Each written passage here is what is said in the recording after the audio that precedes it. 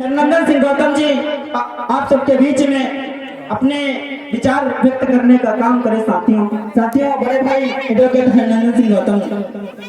बहुत बहुत धन्यवाद जितेंद्र भाई। हमारे बीच में संदीप प्रकाश भाऊ जी हमारे साथ में चल के आए, आरपी गौतम साहब, रणविजय मौर्य जी, दिनेश गौतम जी, भीम आर्मी जिला संरक्षक शिवरण सिंह जी, जितेंद्र चौधरी जी, doctor Shiv Kailash Gautam ji, doctor Sunil Kumar ji, doctor Sandeep ji, Tarachand पूर्व प्रधान आपके बाबागंज के, अशोक मौर्य जी, रिंकू भाई ब्लॉक अध्यक्ष निंदूरा, और यहाँ पर बैठे हैं पिता तुम बुजुर्ग नौजवान साथी, माताएं, बहनें। ये कार्यक्रम का उद्देश्य क्या है? आप लोग इतनी रात को इस कड़ाके की ठंड में क्यों बैठे हैं? एक उद्देश्य है कि हम अपने महापुरुषों के जीवन संघर्ष, उनके द्वारा किए गए कार्य को हम जाने। इतिहास वह चीज है जिससे हमको प्रेरणा मिलती है, ताकत मिलती है, शक्ति मिलती है, सोच बनती है और हम अपने अधिकारों के प्रति जागरूक होते हैं। इसलिए इतिहास की चर्चा होती है कि हमारे पूर्वज कहाँ थे, हम कहाँ हैं और हमको कहाँ पे जाना है। हम इस देश के मूल निवासी थे। इस देश में हमारा साम्राज्य था। साम्राज्य चंद्रगुप्त मौर्य के रूप में था, बिंदुसार के रूप में था, सम्राट अशोका के रूप में था, दशरथ मौर्य के रूप में था, सुमित मौर्य के रूप में था, आखिरी राजा बृहदत्त मौर्य के रूप में था। जब हमारे पूर्वजों का साम्राज्य था तो तक्षशिला, नालंदा, विक्रमशिला, उज्जैन जैसे छाछा विश्वविद्यालय इस देश में थे। पूरी दुनिया के लोग इस देश में जो है अध्ययन करने आते थे। तब इस देश की धरती को विश्व गुरु कहा गया। ये तथागत बुद्ध की धरती है, ये सम्राट अशोक की धरती है, चंद्रगुप्त मौर्य की धरती है, बिरसा मुंडा की धरती है, ये हमारे संत रविदास की धरती है, संत कबीर की धरती है, संत गुरघासीदास की धरती है, संत तुकाराम की धरती है। इस धरती की वाणी से पूरी दुनिया में एक नई ऊर्जा गई से ये light of Asia Tathagata Buddha को कहा गया, विश्व गुरु भारत को कहा गया। लेकिन बाद में हमारे देश को 800 सालों तक मुगलों का गुलाम रहा। इस देश में मोहम्मद बिन कासिम आया, गौरी आया, गजनी आया, इल्तुमिश आया, उसके बाद शक आए, हुर आए, यवन आए, अंग्रेज आए, फ्रांसीसी आए, पुर्तगाली आए। इस देश का जो मूल निवासी समाज था उसको गुलाम बना दिया गया, हक हकूक वंचित कर दिया गया, उसको लड़ने के अधिकार से बाहर कर दिया गया। इसीलिए इस देश में विदेशी आक्रांता आए और उन्होंने 800 सालों तक इस देश में शासन किया। हमारे लोग विदेशी आक्रांतों से लड़ते रहे, सामाजिक बेड़ियों से लड़ते रहे, चाहे गुरुवाणी के रूप में हो, चाहे धम्मपद के रूप में हो, चाहे तथागत बुद्ध की धम्मपद के रूप में हो, इन बात माध्यम से लड़ते रहे। लड़ने के बाद इस देश की आजादी का जब मौका आया तो हमारे लोग चाहे बिरसा मुंडा के रूप में हो, चाहे शहीद भगत सिंह के रूप में हो, चाहे ज्योतिबा फूले ने जो शिक्षा की जोत जलाई उसके रूप में हो, सामाजिक आंदोलन, सामाजिक आजादी का आंदोलन और राजनीतिक आजादी के आंदोलन दोनों बराबर चलाते रहे।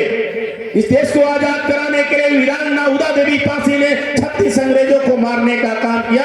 जो आपके बगल उजरियाओं की रहने वाली थी, मक्का पासी की जो है पत्नी थी, उसके पति की अंग्रेजों ने हत्या कर दिया। उसका बदला लेने के लिए 36 अंग्रेजों को मारने का काम हमारी बहन वीरांगना उदा देवी पासी ने किया। झक्कारी बाई ने अंग्रेजों से लड़ने का काम किया, अवंती बाई लोधी ने लड़ने का काम किया, शहीद भगत सिंह ने अंग्रेजों से लड़ने का काम किया, शहीद उधम सिंह ने जनरल माइकल डायर को लंदन में जाके गोलियों से भूनने का काम किया। उदया चमार ने जो देश की आजादी के लिए लड़ा, मसूरिया पासी ने देश की आजादी के लिए लड़ा, लेकिन कलम हमारे हाथ में नहीं था। इसलिए शहीद उधम सिंह, शहीद भगत सिंह जैसे लोगों को शहीद का दर्जा हम लोग जो है दिला नहीं पाए। वो बात अलग है कि किसी को कितने समय तक दबाया जाता है, एक समय आता है वो उभर कर पत्थर को भी तोड़ कर अपना इतिहास उभारने का काम करता है। तो उसके बाद इस देश में जब आजादी का आंदोलन चल रहा था, डॉक्टर बी.आर. अम्बेडकर 4 संतानें जो है शहीद करके इस देश में संविधान देने का काम किया। 2 वर्ष 11 माह 18 दिन में उन्होंने उन्होंने हमारे भारत का संविधान दिया। नंगेली नाम की केरल की महिला ने हमारे बहनों के स्तन ढकने के लिए स्तन को काट करके रख दिया, तब जाकर हमारी बहनों को स्तन ढकने का अधिकार मिला। भीमा कोरेगांव, भीमा नदी के किनारे 24 घंटा हमारे लोगों ने युद्ध लड़ा, तब बाजीराव पेशवा द्वितीय के साम्राज्य में जो हमारे पुरखों के गले में हांडी और कमर में झाड़ू था वो कटने का काम किया, हमारे लोग घुसे और बाजीराव पेशवा का किला फूंक दिया। वो बाजीराव पेशवा के जो है लोग मुंह छुपा कर चले गए, जंगलों में रह गए। तब जाके हमारा जो है इस तरह से हमारा जो है अधिकारों का उन्नयन हुआ। बाबा साहब डॉक्टर बी.आर. अम्बेडकर ने 4 संतानें कुर्बान कर दिए, किसी को दवा नहीं दे पाए, हिंदू दवा के अभाव में मर गई। जो है राजरत्न अम्बेडकर को कफन नहीं दे पाए, दफन नहीं कर पाए, गंगाधर को कफन नहीं दे पाए, रमेश को देख नहीं पाए। तब जाके बाबा साहब डॉक्टर बी.आर. अम्बेडकर इतनी कुर्बानी के बाद 2 वर्ष 11 माह 18 दिन में हमको संविधान दिया, हमको संविधान मिला। संविधान में हमको पढ़ने का अधिकार, नौकरी का अधिकार, कारोबार का अधिकार मिला। अगर उस अधिकार की तरफ हम लोगों ने बाबा साहब की बात मानी होती, बाबा साहब के लोगों को जाना होता, तो हमारे घरों में डॉक्टर, इंजीनियर, वकील, बैरिस्टर, मास्टर जो है डीएम, एसडीएम पैदा हुए होते। लेकिन हम तो बाबा साहब की बात को नहीं माने, बाबा साहब की बात को नहीं माने, बाबा साहब को नहीं जाने, और हम लोग दारू की ठेका की तरफ चले गए। हमारे लोग दारू के ठेका पर चले गए। कमाने का अधिकार मिला, कपड़े पहनने का अधिकार मिला, नौकरी मिली, तो अगर अच्छी नौकरी मिली तो अंग्रेजी दारू पीने लगे, अगर मजदूरी किया तो देसी दारू पीने लगे। हमारे लोग दारू के नशे में हो गए, हमारे लोगों का पैसा बर्बाद हो गया, हमारी जमीनें बिकने लगी, हमारा झगड़ा बढ़ गया, कोर्ट कचहरी में पैसा बर्बाद होने लगा। ये हमको चिंतन करने का विषय है।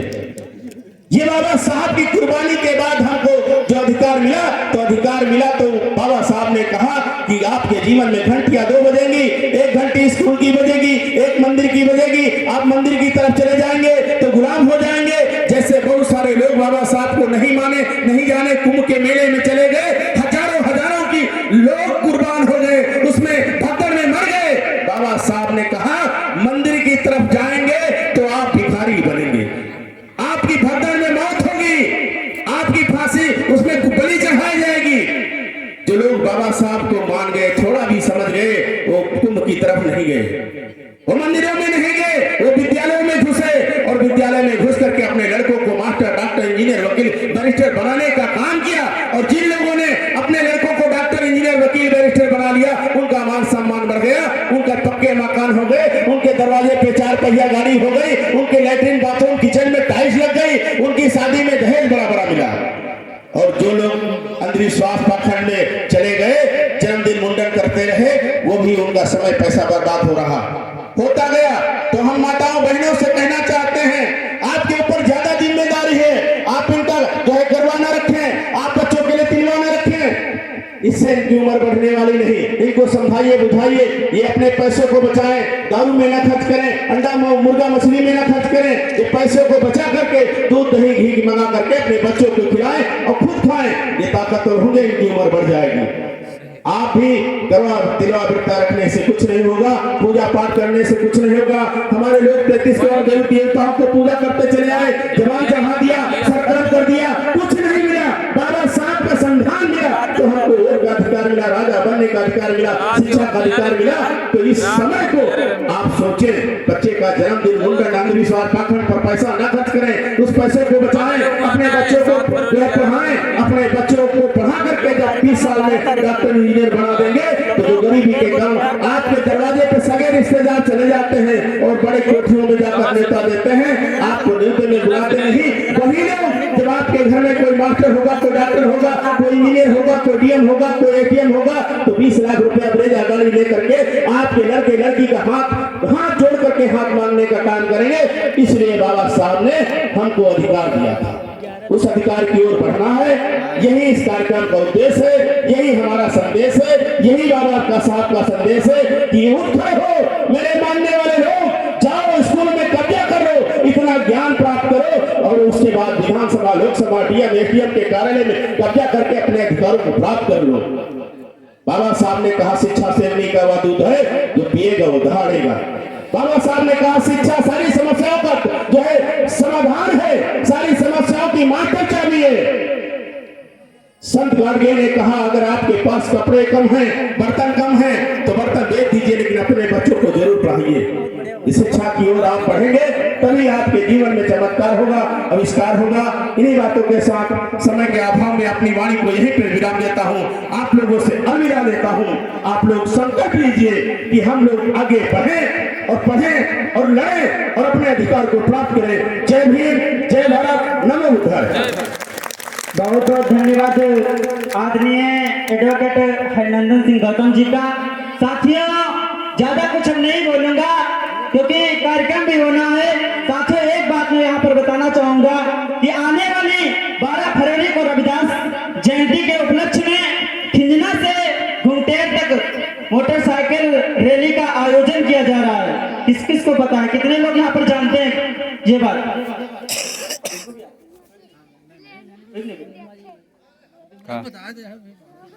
सभी लोगों से निवेदन है कि 12 तारीख में बाइक अपनी अपनी लेकर के खिंजना ग्राम में पहुंचे और आपके घुंटेर बुद्ध विहार पर उस बाइक रैली का समापन किया जाएगा। साथ बाबा साहब डॉक्टर भीमराव अंबेडकर जी देश में सामाजिक परिवर्तन के महानायक, हमको आप सबको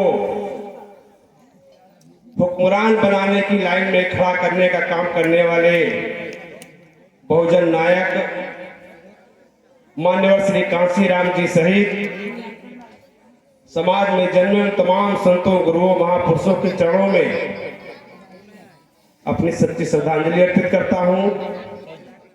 आज इस गुलरिया गांव में